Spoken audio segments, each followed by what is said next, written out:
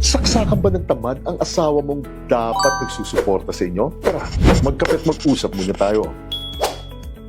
Dahil kung minalas po kayo sa napangasawa ninyo at wala palang hilig magtrabaho o magbanat ng buto ito po ang maggagawa ninyo. Una, maliwanag po ang ating batas na ang laziness o katamaran at ang voluntary unemployment o yung sinasadyang huwag maghanap ng trabaho ay hindi isang valid legal excuse ito upang hindi na kayo kailangang tumupad sa legal na obligasyon ninyo na magbigay ng suporta sa pamilya ninyo. Kaya makakasuhan at makakasuhan pa rin po kayo dito. At pangalawa, ganito po ang tamang diskarte laban sa mga taong ganito. Kung ang asawang lalaki po ang tamad ayaw magtrabaho sa pamilya ninyo, pasok na po ang sitwasyong ganito sa economic abuse under anti-pausi law. Dahil ayon po sa Korte Suprema mismo, hindi pwedeng takasan ng isang asawa o ng isang ama ang criminal liability o yung makulong siya kapag pinili nitong magpakatamad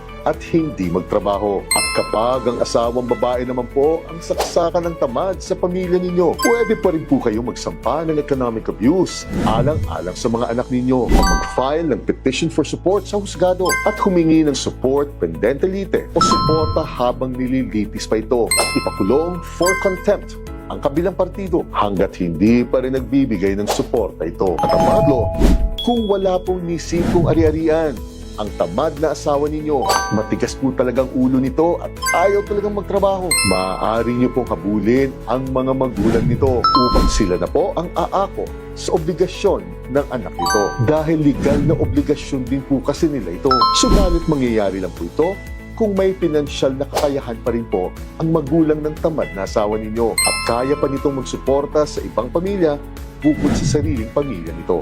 Sa madaling salita po, napakahirap po talagang piliting maging responsable ang isang taong likas na tamad at irresponsable. Kaya kung ayaw po ninyong mapunta sa mga taong ganito, kilalanin po muna ninyo na mabuti ang partner ninyo bago po kayo magpakasal, magpadilig o bago nyo didiligan ito. Gina.